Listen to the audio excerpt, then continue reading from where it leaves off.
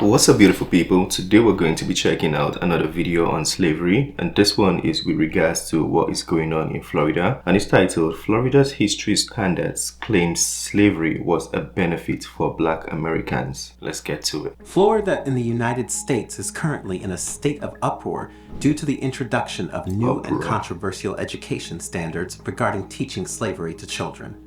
Recently, the Florida Board of Education has given its approval to new standards that will guide the instruction of Black history in public schools. That will guide. Those are the words. We need to pay attention to the words they're using. That will guide. To new standards that will guide the instruction of Black history in public schools. As per a comprehensive 216-page document, students in public schools will now be taught that certain Black individuals received personal benefit from slavery, as it supposedly imparted useful skills to them. This development has sparked considerable debate and dissent within the state. Welcome. This is Rain Smith, and you're watching the New Africa channel. Okay, let's hear it. Instruction includes how slaves developed skills, which, in some instances, could be applied for their personal benefit. One curriculum benchmark said, "The curriculum mandates that teachers discuss the alleged benefits of slavery, a profoundly troubling notion." Slavery's impact was severe and long-lasting as African Americans continue to feel its effects to this day.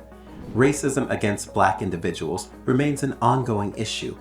Therefore, claiming that there were benefits to slavery feels like a painful insult to Black Americans. The raw history of slavery comprises numerous deaths, rapes, and crimes against humanity, where individuals endured dehumanization and were treated as commodities by their captors. However, the Florida Board of Education seems to be purposefully overlooking the horrors of slavery and promoting an agenda. In the board, is there any Black person to represent Black Americans? That would be the first question I would ask, because if it has to be an inclusive law, then it also has to incorporate like Black Americans, everybody involved with slavery, Black, white, it was a universal thing. That attempts to present a positive aspect of this abhorrent practice.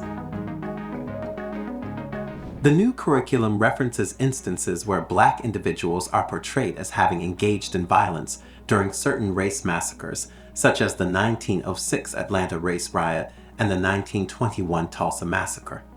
These alterations to the state curriculum occurred a year after Republican Florida governor and potential presidential candidate Ron DeSantis implemented the Stop Woke Act, as reported by Time. According to this act, it is prohibited to teach students or employees anything that might lead them to experience feelings of guilt, anguish, or psychological distress based on their race, color, national origin, or sex. The new curriculum seems to be an extension of this approach. Oh, so this is an effort to take away victims' mentality from the Black community. I think Candace Owens spoke a little bit on something like this. I'm not saying it's similar, but I think it might be similar. As it furthers the suppression of critical examination and nuanced discussions about historical topics. Numerous activists, advocacy groups, and even Vice President Kamala Harris have expressed their condemnation of the decision. In a speech on Friday, Harris cautioned that harmful curriculum changes, such as the one witnessed in Florida, will not simply fade away unless someone takes a firm stance against them. There is a national agenda, Harris said. Extremist so-called leaders want to replace history with lies. They insult us in an attempt to gaslight us, and we will not have it. We will not let it happen, she said. And now, on top of all of that, they want to replace history with lies. Middle school students. She's reading that. Okay, that makes it a little bit fishy because these are your emotions. Why are you reading it from a script? In Florida, to be told that enslaved people benefited from slavery.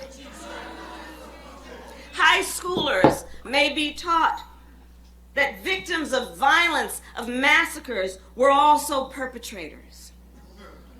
I said it yesterday.